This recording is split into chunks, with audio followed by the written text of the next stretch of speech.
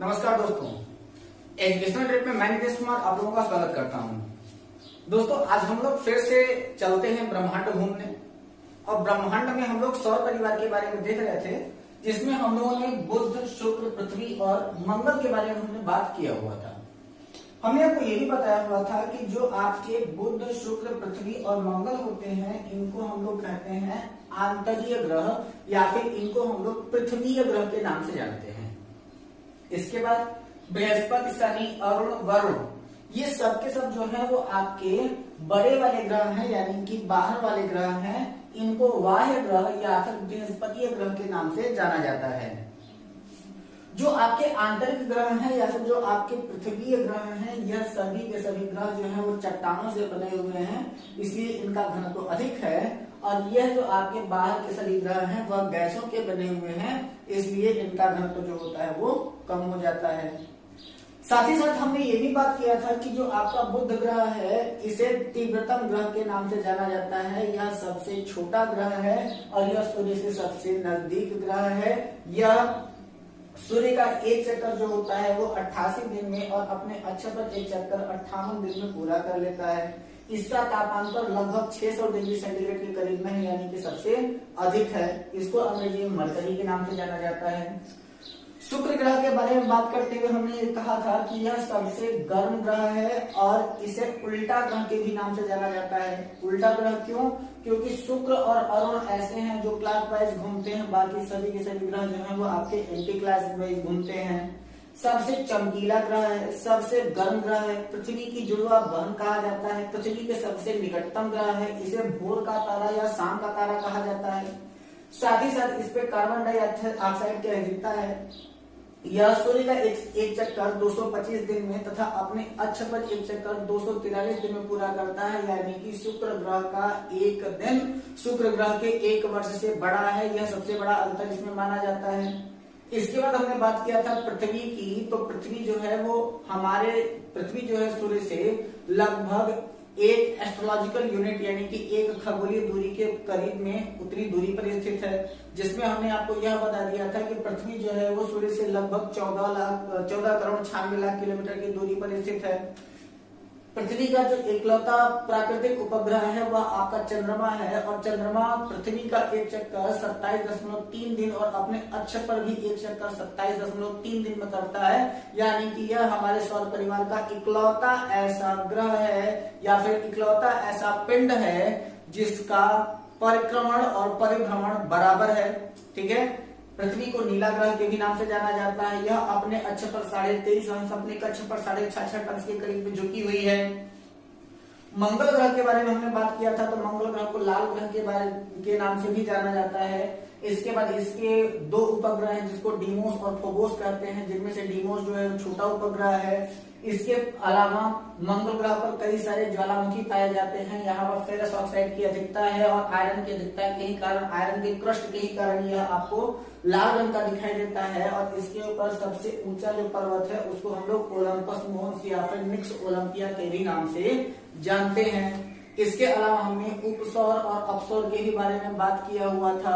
ठीक है, कि मैंने बताया था आपको कि उपसौर की घटना जो होती है 3 जनवरी को होती है, और अपसौर की घटना जो होती है वह आपका कब होती है? 4 जुलाई को होती है। ठीक है, इन सारी घटनाओं के बाद आज हम लोग बात करेंगे कुछ आगे के बारे में। तो सबसे पहले आपका बात किया जाता है कि यह जो आपका मंगल और बृहस्पति है, इस मंगल और बृहस्पति के बीच में यह जो पेटी पाई जाती है इसी को हम लोग कहते हैं क्षुद्र ग्रहों की पेटी। और प्रश्न पूछा जाता है कि क्षुद्र ग्रहों की पेटी किन दो ग्रहों के मध्य स्थित है? तो क्षुद्र ग्रहों की पेटी जो है वो मंगल और बृहस्पति के मध्य स्थित है। यहां तक तो किसी को कोई दिक्कत नहीं होनी चाहिए, लेकिन एक छोटा सा यहाँ पर एक कंफ्यूजन वाला क्वेश्चन जो कभी कभी आता है उसको मैं आपका निराकरण कर दूं कि यही जो आपकी क्षुद्र ग्रहों की पेटी है, इसी क्षुद्र ग्रहों की पेटी के बाहर से कई सारे आकाशीय पिंड हमारे आंतरिक ग्रहों की ओर आने का प्रयास करते हैं। और एक ऐसा ही पिंड जो होता है वो चारों तरफ सोलर सिस्टम के चारों तरफ मूव कर रहा होता है। इनके मूव करने के कारण कभी कभी होता क्या है कि हमारे आसपास धूम्रकेतु जैसी घटनाएं दिखाई देती हैं, यानी कि पुच्छल तारा की घटना दिखाई देती है। कई सारे उल्कापिंड या फिर कई सारे आपके धूम्रकेतु अक्सर हमारे पृथ्वी पर दिखाई देते हैं। और जब कभी भी कोई भी उल्कापिंड हमारे वायुमंडल के अंदर इंटर करता है तो जैसे ही वो मध्य मंडल यानी कि मेसोस्फीयर में प्रवेश करता है तो उसमें आग पकड़ लेती है, और उसमें आग पकड़ने के पश्चात वो वहीं पर जल करके पूरी तरीके से नष्ट हो जाता है। यानी कि हमारे पृथ्वी को उल्कापिंडों से या फिर धूम्रकेतुओं से बचाने का कार्य जो होता है वो आपका मध्य मंडल करता है, और मध्य मंडल को सबसे ठंडा मंडल के भी नाम से जाना जाता है। ठीक है, तब यहां पर होता क्या है कि इन्हीं क्षुद्र ग्रहों के बीच में एक आपका धूम्रकेतु है, और वह धूम्रकेतु कौन सा है? धूम्रकेतु। और उस धूम्रकेतु को हम लोग कहते हैं हैली। ठीक है, यानी कि उसको हम लोग कहते हैं हैली नाम का उच्छल तारा। अब सबसे बड़ी चीज ये होती है कि जितने भी आपके धूम्रकेतु होते हैं या फिर जितने भी आपके उच्छल तारे होते हैं उनकी पूंछ जो होती है वो सूर्य के विपरीत दिशा में होती है। ठीक है, जिधर सूर्य रहेगा उधर उनकी पूंछ नहीं होगी। यानी कि सूर्य अगर पूरब में है तो धूम्रकेतु की पूंछ आपको पश्चिम दिशा में दिखाई देगी। अगर सूर्य आपका पश्चिम में है तो धूम्रकेतु की पूंछ जो होगी वो आपको पूर्व दिशा में दिखाई देगी। ठीक है, तो सबसे बड़ी बात यह आ जाती है कि पुच्छक तारे की पूंछ सदैव सूर्य के विपरीत दिशा में होती है। पहला पॉइंट है इसका। इसके बाद जो हमारा हैली नाम का पुच्छल तारा है यह हमें कितने वर्षों के बाद दिखाई देता है? तो हैली नाम का पुच्छल तारा हमारे को दिखाई देता है 76 वर्ष के अंतराल पर। ठीक है, यानी कि हैली नाम का पुच्छल तारा कितने वर्षों के अंतराल पर दिखाई देता है? तो हैली नाम का पुच्छल तारा 76 वर्ष के अंतराल पर हमारे सौरमंडल में हमारी पृथ्वी के पास से गुजरता हुआ दिखाई देता है। और जब हैली पुच्छल तारा 76 वर्षों के आसपास हमारी पृथ्वी के पास से गुजरता हुआ दिखाई देता है या फिर पृथ्वी के पास से दिखाई देता है तो अगली बार यह कब दिखाई देगा? तो यह अगली बार दिखाई देगा सन 2062 में। मोस्ट इंपॉर्टेंट क्वेश्चन है ये दो के दोनों। पहला प्रश्न आपसे पूछा जाएगा कि हैली नाम का पुच्छल तारा कितने वर्षों के अंतराल के पश्चात दिखाई देता है? तो हैली पुच्छल तारा 76 वर्षों के अंतराल के पश्चात दिखाई देता है। और अगली बार यह कब दिखाई देगा? तो यह अगली बार दिखाई देगा सन 2062 में। इसको बिल्कुल नोट डाउन करके रख लीजिए क्योंकि यहां से कई बार ये क्वेश्चन आपका पूछा भी गया है और आगे भी हो सकता है कि यह प्रश्न अवश्य पूछा जाए। ठीक है, चलिए इसके पश्चात अब हम लोग कुछ ऐसी चीजों के बारे में बात करते हैं जिनके बारे में एनसीईआरटी कुछ और कहती है, एनसाइक्लोपीडिया कुछ और कहती है। यानी कि अलग अलग लोगों का अपना अलग अलग मत है। और ऐसा क्यों है? तो इसका सबसे बड़ा कारण ये है कि यहाँ पर इनका सही प्रकार से एग्जैक्ट डाटा हमें मिल ही नहीं पाया। तो अब हम लोग देखते क्या है कि यहाँ पर जो आपका मंगल ग्रह है, मंगल और बृहस्पति के बीच में क्षुद्र ग्रहों की पेटी पाई जाती है।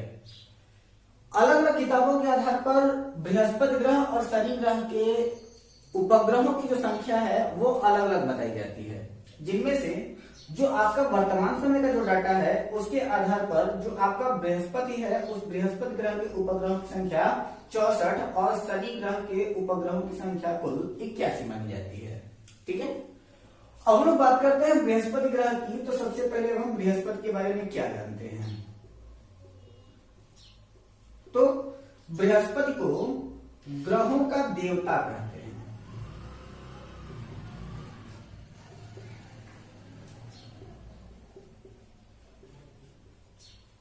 ठीक है, तो जो आपका बृहस्पति ग्रह है उसको क्या कहते हैं? तो बृहस्पति ग्रह को ग्रहों का देवता के नाम से जाना जाता है या फिर इसे ग्रहों का देवता कहते हैं। अगली बात क्या है? यह पीले धब्बों वाला ग्रह है। ठीक है, इसको पीले धब्बों वाला ग्रह भी कहा जाता है। और यह जो आपका बृहस्पति है वह आपके बाह्य क्षेत्रों से आने वाले जितने भी उल्कापिंड हैं या फिर जितने भी आपके कैसेट्स हैं उन सभी को अपने पास में आकर्षित करने की क्षमता रखता है। यानी कि बृहस्पति ग्रह आपके आंतरिक ग्रहों की सुरक्षा करने का भी कार्य करता है, जिनमें से सबसे ज्यादा बृहस्पति के बाद अगर आकर्षण की शक्ति किसी में है तो वह पृथ्वी के अंदर है, तो वह पृथ्वी का सुरक्षा कवच के ही नाम से जाना जाता है। तो ग्रहों का देवता इसे कहा जाता है, यह पीले धब्बों वाला ग्रह है। इसके बाद फिर हम लोग देखते क्या है कि इसका सबसे बड़ा उपग्रह है, उसको हम लोग कहते हैं गाइनेमेड। ठीक है, तो बृहस्पति का सबसे बड़ा उपग्रह कौन सा है? तो बृहस्पति का सबसे बड़ा उपग्रह जो है वो आपको कहा जाता है, इसको गाइनेमेड के नाम से जाना जाता है। कुल उपग्रहों की संख्या इसकी 64 मानी जाती है। ठीक है, इसके बाद अगला बात करते हैं हम लोग शनि के बारे में। तो शनि को हम लोग क्या कहते हैं? तो शनि को रोम के कृषि का देवता कहा जाता है। ठीक है, तो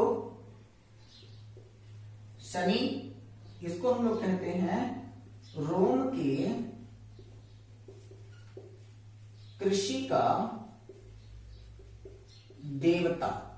ठीक है, तो शनि ग्रह को क्या कहते हैं? रोम के कृषि का देवता के भी नाम से जाना जाता है। अगली बात इसके लिए क्या है? तो शनि ग्रह पर वलय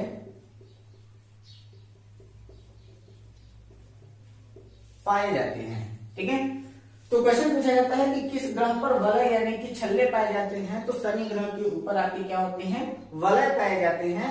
इसके पश्चात आपका अगला प्रश्न पूछा जाता है कि इसके सब उपग्रहों की संख्या कितनी है? तो इसके उपग्रहों की संख्या कितनी हो जाती है? 81 हो जाती है। एक महत्वपूर्ण क्वेश्चन यहां से ये पूछा जाता है कि इसका सबसे बड़ा उपग्रह कौन सा है? तो शनि ग्रह का सबसे बड़ा उपग्रह है टाइटन। टाइटन उपग्रह जो है वह शनि ग्रह का सबसे बड़ा उपग्रह है, और यही आपका टाइटन ऐसा उपग्रह है जिसके ऊपर वायुमंडल पाया गया है। वायुमंडल पाया गया है। ठीक है, अब क्वेश्चन ये पूछता है कि जो आपका शनि ग्रह है इसके टाइटन ग्रह पर या फिर टाइटन उपग्रह पर वायुमंडल खोजा किसने था? तो खोजने का काम किया था केसिनी ने। ठीक है, केसिनी नाम के उपग्रह ने टाइटन ग्रह के ऊपर वायुमंडल पाए जाने की पुष्टि की थी, या फिर यह बताया था कि केसिनी ने टाइटन ग्रह पर वायुमंडल के बारे में पुष्टि किया था, या फिर बताया था कि शनि ग्रह का एक ऐसा भी उपग्रह है जिसको टाइटन के नाम से जाना जाता है, उसके ऊपर वायुमंडल पाया गया है। लेकिन वायुमंडल पाया गया है, लेकिन इसका ये भी बात कहा गया कि इसका जो क्रस्ट है यानी कि जो आपका क्रोड है वह लिक्विड है, ना कि सॉलिड। जैसे हमारी पृथ्वी भी है, तो हमारी पृथ्वी का जो क्रोड है वो क्या है? लिक्विड है।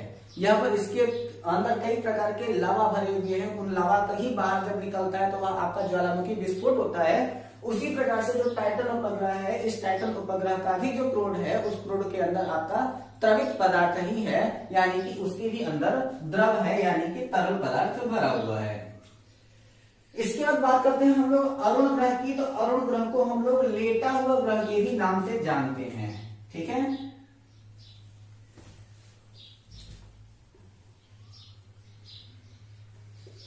अरुण ग्रह को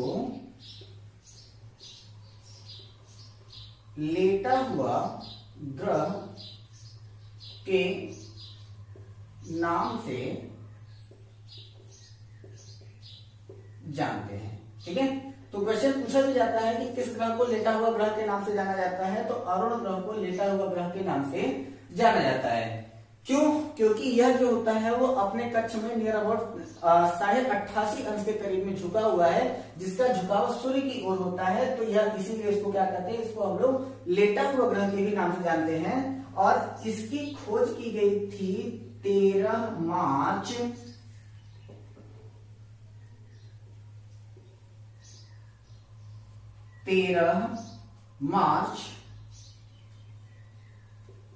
1781 में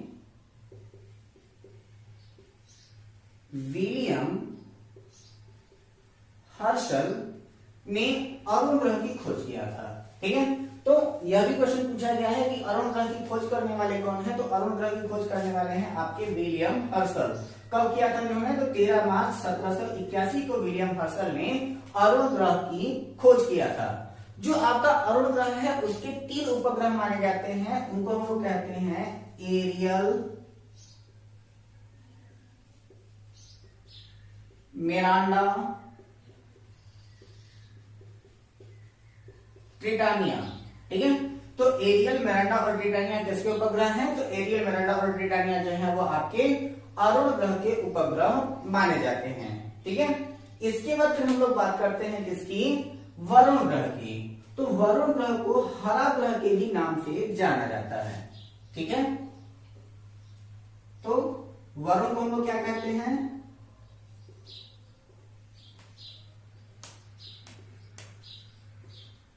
हरा ग्रह कहते हैं। वरुण ग्रह की खोज किसने किया था? तो वरुण ग्रह की खोज किया था जॉन गैलेट ने। ठीक है, इसके बाद इसका जो उपग्रह है उस उपग्रह को क्या कहते हैं? तो इसके उपग्रह का नाम है ट्रिटान। ठीक है, तो वरुण ग्रह के उपग्रह को हम लोग क्या कहते हैं? ट्रिटान के नाम से जानते हैं। यह वो महत्वपूर्ण प्रश्न है जो आपके सौर परिवार से अधिकतर आपके प्रयोगात्मक परीक्षाओं में, प्रायोगिक परीक्षाओं में आपसे बार बार पूछे जाते हैं। इसके अलावा एक छोटा सा बात और यहाँ पर कवर करूंगा मैं कि यहाँ पर जो आपके अक्सर प्रश्न पूछे जाते हैं आपके, वो होते हैं ग्रहण से संबंधित, कि आपका सूर्य ग्रहण कब होता है और चंद्र ग्रहण कब होता है, सूर्य ग्रहण और चंद्र ग्रहण का प्रभाव क्या होता है। तो अब हम लोग बात करते हैं ग्रहण की। तो ग्रहण जो होते हैं वो आपके दो प्रकार के होते हैं, एक को हम लोग कहते हैं सूर्य ग्रहण और दूसरे को हम लोग कहते हैं चंद्र ग्रहण। तो जब हम लोग ग्रहण की बात कर रहे हो तो ये आपका हो जाएगा क्या? एक होगा आपका सूर्य ग्रहण। सबसे पहले विशेष बात ये हो जाती है कि आखिर यह ग्रहण की घटना होती कब है? तो ग्रहण का घटना तभी हो सकता है जब आपका सूर्य, चंद्रमा और पृथ्वी तीनों एक ही तल में हो, तो उसी समय आपका ग्रहण हो सकता है, यानी कि तीनों का एक तल में होना आवश्यक है। जब सूर्य ग्रहण की घटना होती है तो सूर्य ग्रहण की घटना सदैव अमावस्या को होती है। ठीक है, तो सूर्य ग्रहण की घटना सदैव कब होती है? तो सूर्य ग्रहण की घटना सदैव अमावस्या को होती है। और इस घटना के अंतर्गत होता क्या है कि यह आपका सूर्य,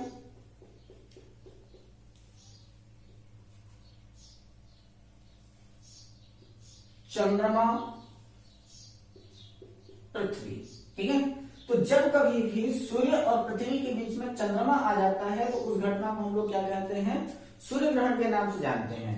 यह घटना होती क्या है कि यहाँ पर से जो सूर्य का प्रकाश है वह आपका पृथ्वी तक जब आ रहा होता है तो वहां पर उसके बीच में चंद्रमा पड़ जाने के कारण उसका पूरा प्रकाश जो होता है वह पृथ्वी तक नहीं पहुंच पाता है।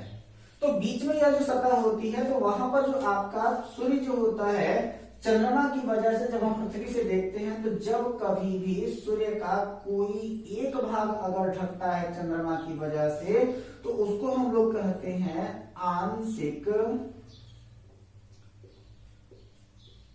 सूर्य ग्रहण। ठीक है, और जब कभी भी सूर्य का एक बड़ा भाग पूरी प्रकार से ढक जाता है तो उसको हम लोग कहते हैं पूर्ण सूर्य ग्रहण। ठीक है, यहां से एक और क्वेश्चन पूछा जाता है कि सूर्य ग्रहण की घटना अधिकतम कितने समय तक के लिए हो सकती है? तो अधिकतम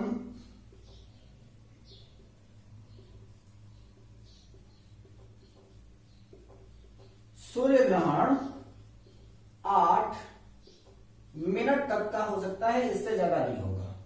ठीक है, तो सबसे ज्यादा हो सकता है कितने मिनट तक का? तो अधिकतम सूर्य ग्रहण जो होगा वह 8 मिनट तक का हो सकता है, इससे ज्यादा का सूर्य ग्रहण नहीं हो सकता है। और दूसरा चीज, इस समय कौन सी बीमारी सबसे ज्यादा फैली हुई है?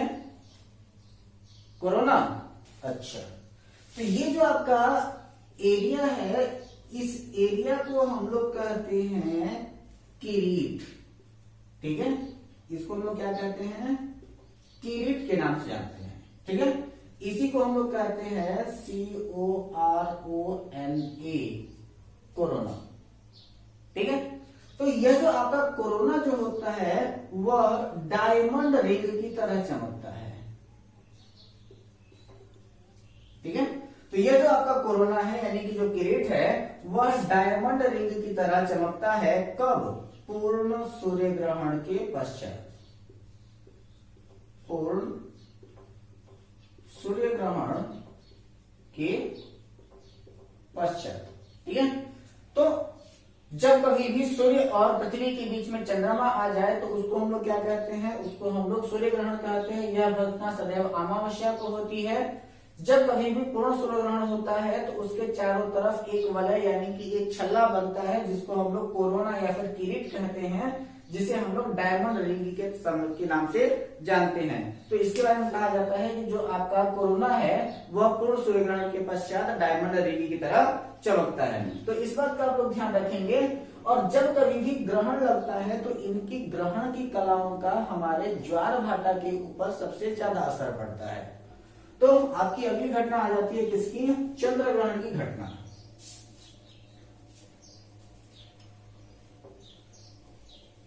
तो अब हम बात करें किसके बारे में, चंद्र ग्रहण। बहुत ही जल्दी आपका ये चंद्र ग्रहण लगने वाला भी है, शायद आई थिंक 5 जून को चंद्र ग्रहण लगेगा। तो चंद्र ग्रहण की घटना कब होती है, तो ये हमेशा होती है पूर्णिमा के दिन। ठीक है, तो चंद्र ग्रहण की घटना कब होती है, तो चंद्र ग्रहण की घटना सदैव पूर्णिमा को होती है। और यह वो समय होता है जब सूर्य और चंद्रमा के बीच में पृथ्वी आ जाती है। ठीक है, तो जब सूर्य और चंद्रमा के बीच पृथ्वी आ जाती है तो उस घटना को हम लोग क्या कहते हैं, चंद्र ग्रहण के नाम से जानते हैं। और उस समय में चंद्रमा जो होता है वो पूर्णिमा के दिन दिखाई नहीं देता, या फिर कुछ समय तक के लिए दिखाई नहीं देता, आंशिक हो जाता है। यानी कि जो आपका पूर्णिमा को होता है वो पूर्ण चंद्र दिखाई देना चाहिए, लेकिन अगर चंद्र ग्रहण की बात की जा रही हो तो उस समय कुछ समय के लिए जो चंद्रमा होता है वो दिखाई नहीं देता है। उस घटना को हम लोग क्या कहते हैं, चंद्र ग्रहण के नाम से जानते हैं। ठीक है, अब यह जो आपका बात होती है, तो अब यहाँ पर क्या है कि इन दोनों के बीच में, यानी कि इधर चंद्रमा है इधर पृथ्वी है, दोनों के पास अपना गुरुत्वाकर्षण है। तो सबसे बड़ा ज्वार अगर किसी दिन आता है तो वह आपके चंद्र ग्रहण के दिन आता है, जिस दिन पूर्णिमा के दिन में चंद्र ग्रहण लगा हो। उसका कारण क्या है कि यहाँ पर भी आपका जो चंद्रमा है वह चारों तरफ जो पृथ्वी है उस पृथ्वी के जल को इधर से चंद्रमा भी आकर्षित करेगा और इधर से सूर्य भी आकर्षित करेगा अपने गुरुत्वाकर्षण शक्ति के कारण।